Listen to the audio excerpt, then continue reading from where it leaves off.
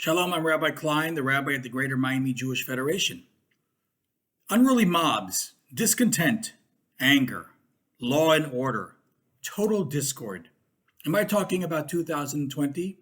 No, I'm actually talking about this week's Parsha of Mei Merivah, the waters of strife. And I think we have a lot to learn about leadership in society by exploring this week's Parsha, the failure of Moses and Aaron. Let's recap that story to remind you. The Jews have been in the desert now for 40 years and they've been supplied water through a well. But all of a sudden the well stops and there's no water to drink.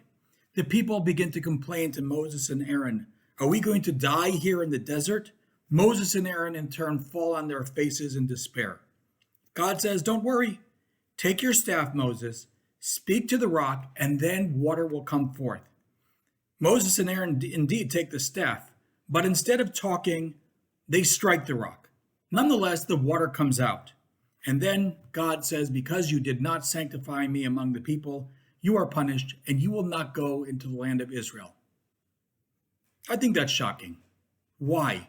The people for 40 years, the leaders for 40 years that took care of this nation, their dedication, and just because they don't strike a rock, they don't go into the land of Israel, it seems absurd.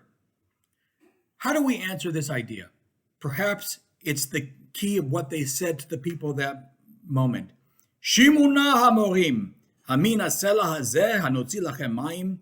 Listen here, you ingrates, you rebels. From this rock shall we bring forth water for you? Here's a people that is thirsty for water, for life. God's responded. Yet Moshe, far from hearing their pleas, in fact curses them, calls them rebels, calls them ingrates. He even questions whether they actually deserve to live. Shall I bring forth water for you now, given how much of an ingrate you are of a people?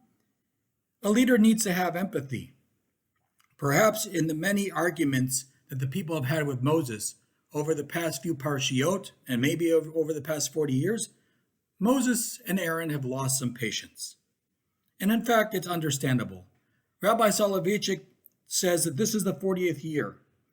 Following the first year, the complaints were understandable because they still had a slave mentality. They were traumatized. They saw a time of insufficiency. However, they've been now in the desert, seeing 40 years of miracles, manna from heaven, water from a magical well, protections in the clouds of glory. They did not suffer the same traumas of Egypt. Moses expected more from these people. Obviously, change is hard to come by. 40 years later, and Moses, at least, and Aaron feel like nothing's changed. And what do? They lash out. However, maybe at that moment they also forgot this fear and concern was real from the people. Would they die of dehydration in a forbidden desert?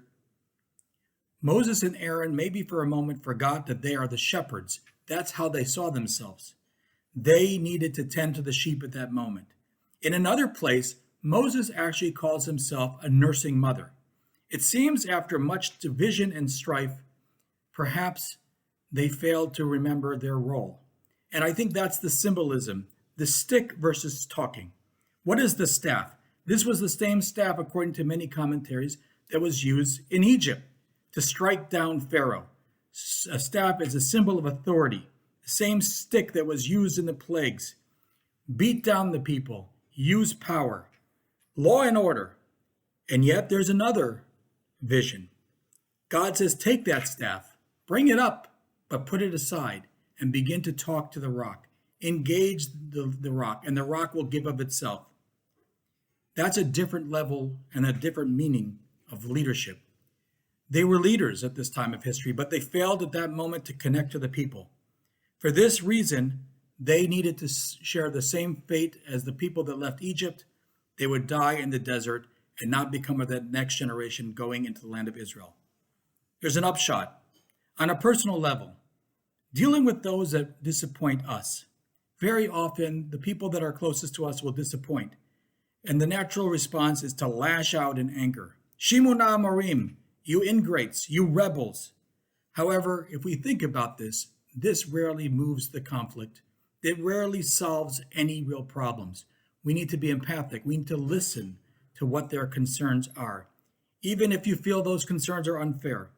On a larger level, in what we're facing now, there's a lot of fury and anger and fear and discontent. How will we as a society respond at this moment? I don't have an easy answer, but that is a hard question. The leadership is not to be reactive, but rather to listen, to engage, and be deliberative. I think that's what we need at this moment in our history, to really open ourselves up to listen, even to voices that we may not agree with. Moses and Aaron, at that moment, they did not hear the fears of the people, and therefore they lost the ability to lead. Wishing all of us a Shabbat Shalom.